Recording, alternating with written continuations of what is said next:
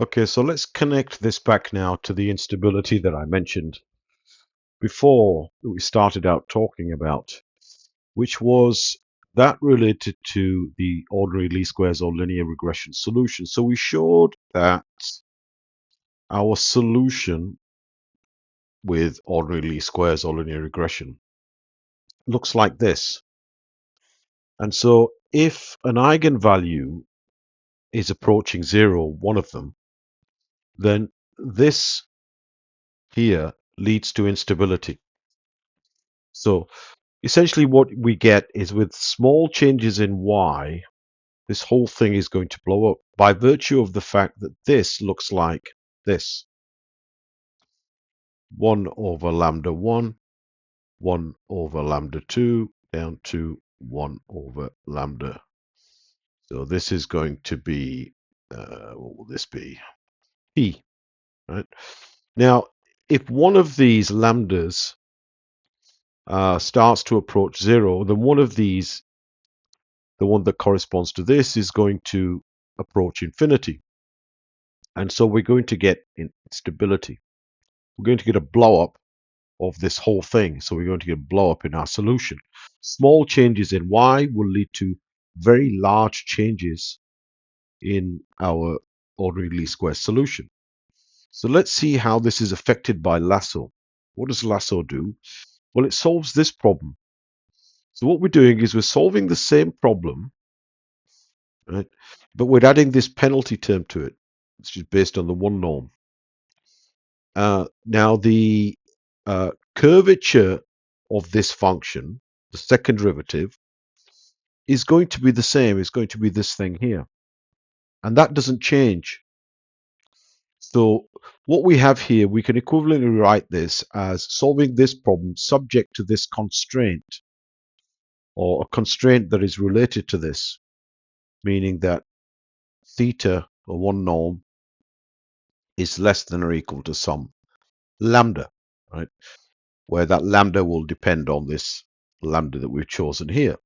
So we're minimizing this subject to this constraint here.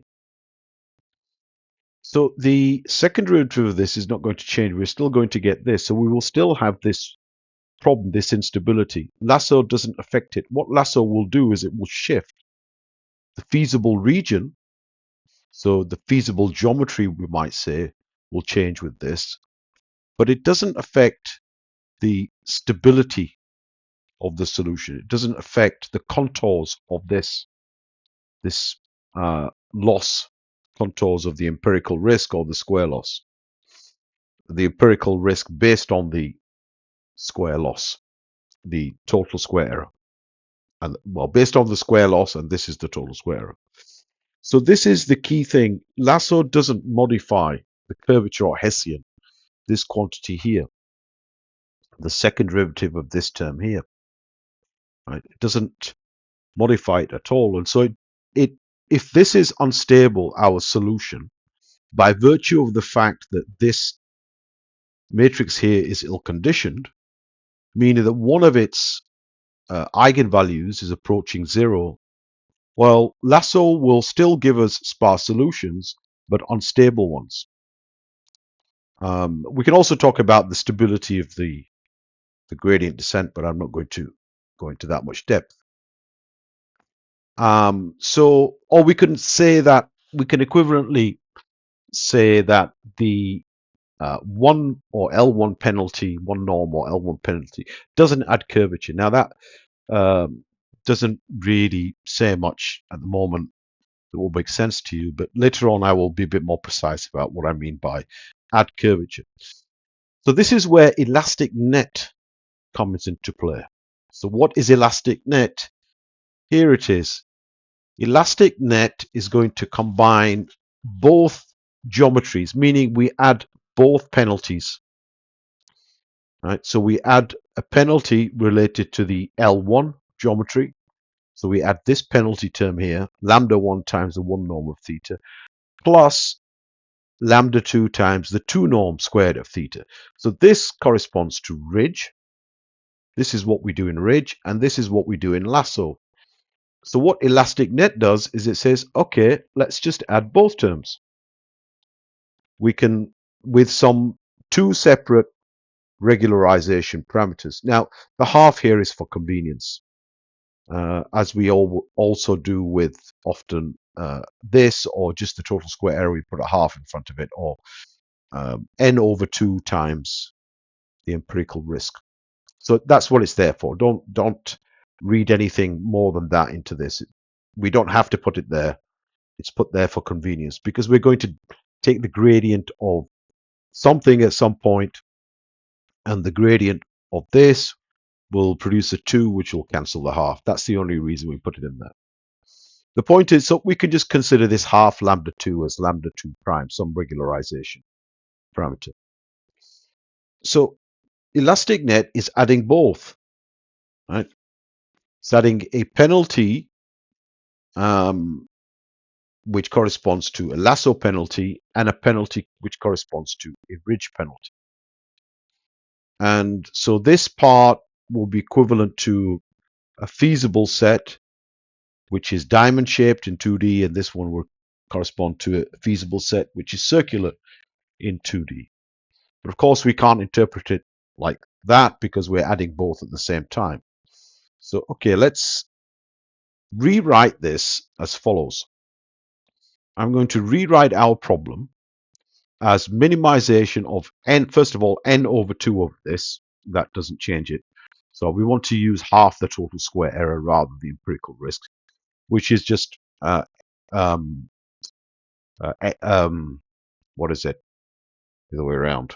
So this is 1 over n, this thing here, y minus phi theta, all squared, the 2 norm squared. So to get to this, we just do n over 2 times this. So it's n over 2 times the empirical risk.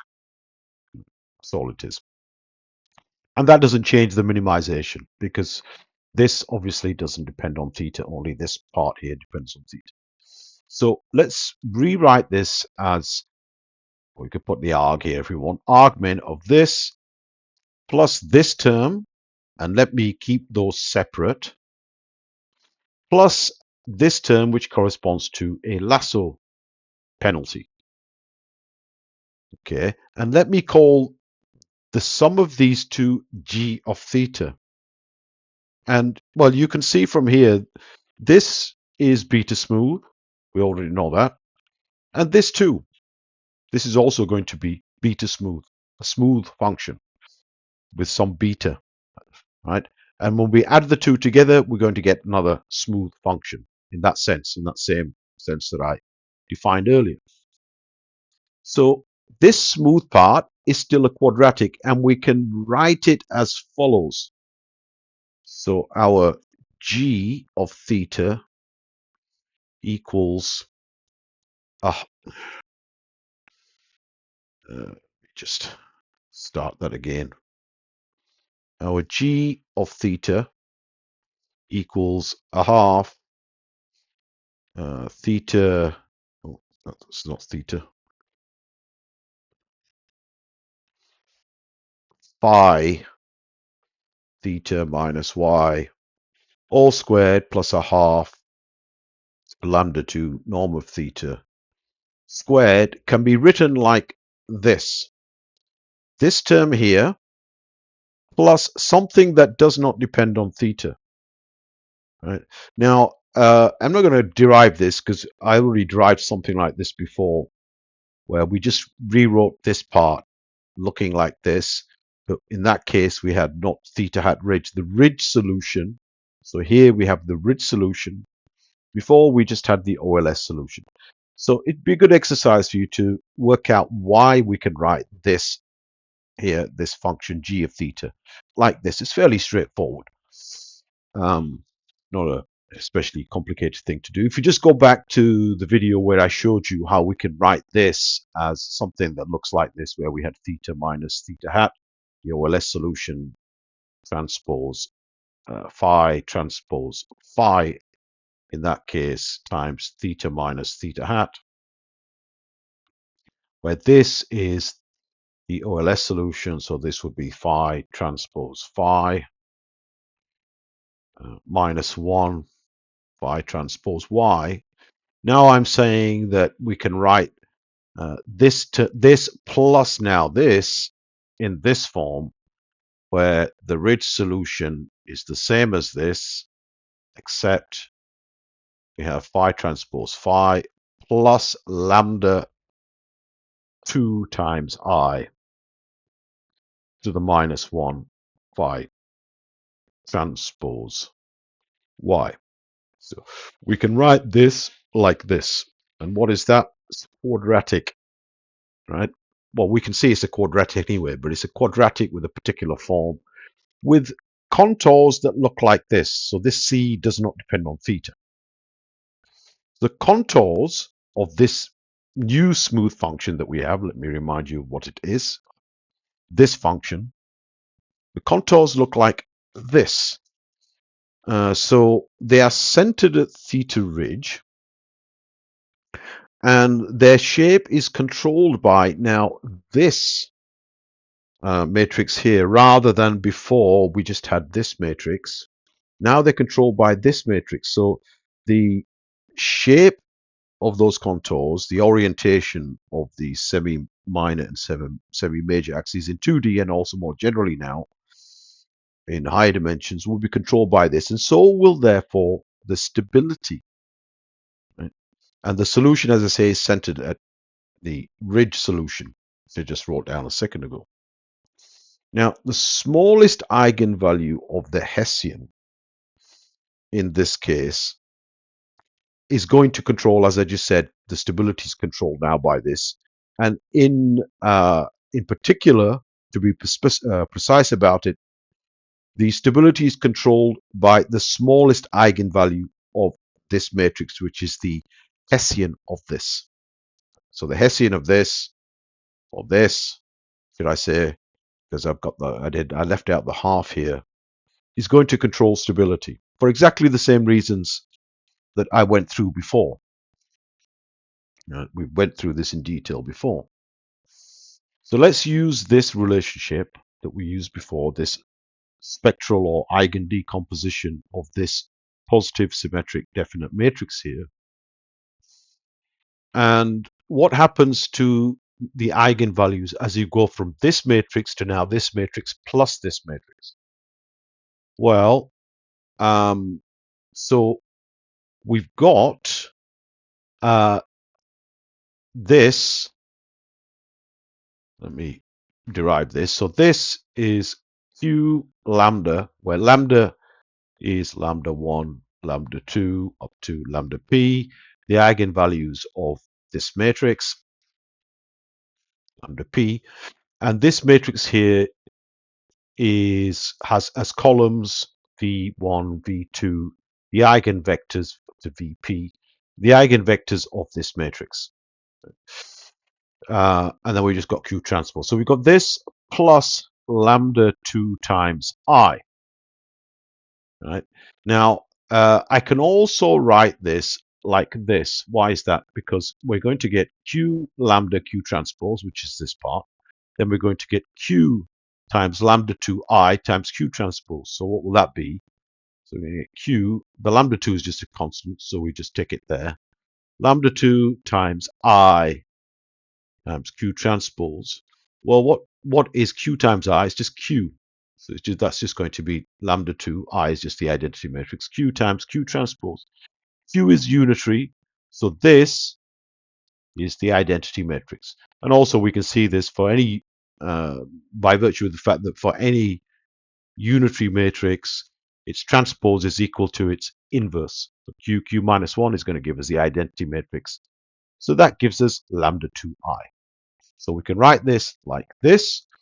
So the eigenvectors don't change. The only thing that changes, so going from here to here, the eigenvalues of this, eigenvectors, sorry, are the same as they are for this, but the eigenvalues change to this. So what we get as the eigenvalues of this matrix are basically this. So if these are the eigenvalues of phi transpose phi, the eigenvalues of this matrix are going to be lambda 1 plus lambda 2. It's unfortunate that I'm using lambda 2 here. and also this lambda 2. So don't confuse these two. Let me call these primes. Okay. So it's lambda 1 prime plus lambda 2, because lambda 2 is the regularization parameter. By convention, we use lambda for regularization parameters and also for eigenvalues. So this is why I've ended up mixing these two up. And then lambda 2, the eigenvalue of this matrix, plus lambda 2, the regularization parameter, and so on, down to lambda p prime, the pth eigenvalue of this, plus lambda 2, our regularization parameter. And this is a diagonal matrix. Everything else is 0. So the eigenvalues look like this, right? And lambda I prime plus lambda 2, so that we don't confuse it with this, because we're going to get a lambda 2 here at some point. So what happens? Well, by adding this, whatever was the minimum one is now going to become lambda min plus our regularization parameter. So even if this is approaching 0, so this is approaching 0, this is going to approach lambda 2, which is not 0. It's bounded far enough away from 0 so that we stabilize the whole solution. So here you see the stabilizing effect of ridge. Right? Ridge, I mentioned it earlier, that ridge had a stabilizing effect, and it's due essentially to shifting the eigenvalues from the eigenvalues of this to now the eigenvalues of this. And those eigenvalues are given by this, and each individual one looks like this. Right? So even if 1 is moving towards 0, we have collinearity. By adding this lambda 2 via a ridge term, we stabilize the solution. Okay. Now, the one norm we can think of as a feasible set. So rather than think of it as a penalty, we think of it as a feasible set. Both viewpoints are equivalent. Right? So let me remind you what we're doing here. We've split this elastic net into two elastic net problem into argmin of this smooth function plus this L1 penalty. And what I'm saying is that adding this term here, if this phi is, we have collinearity or near collinearity, then phi is going to be a problem, because phi, and what does that problem look like? Phi transpose phi has at least one eigenvalue that's approaching 0. Well, by adding this, we've stabilized that. So we can think of this problem as minimizing this cost function, or this error, we might call it, with this penalty. So a modified empirical risk or a modified total square error, by modifying it by adding this term to it. With this, treated it as a feasible set. So rather than adding it as a penalty, we treat it as a feasible set. And that, for reasons I explained earlier, in relation to Lasso, doesn't change the curvature or doesn't change the Hessian of the quadratic part. So when we take the second derivative of this smooth function, what we're going to end up with is this here, right? And we've got the stabilization by adding the ridge term. The Lasso part is not going to affect this curvature or this Hessian. It won't be affected by it. So where are we now? Seem to have repeated a slide there, I think. Okay. Now, so that's basically our conclusion, right? So let me state it again more cleanly. In elastic net, in fact, let me state it here. In elastic net, yeah, I have added that for some reason, that slide twice. In elastic net, we add not just this term or that term, we add both together. So we are combining ridge with lasso.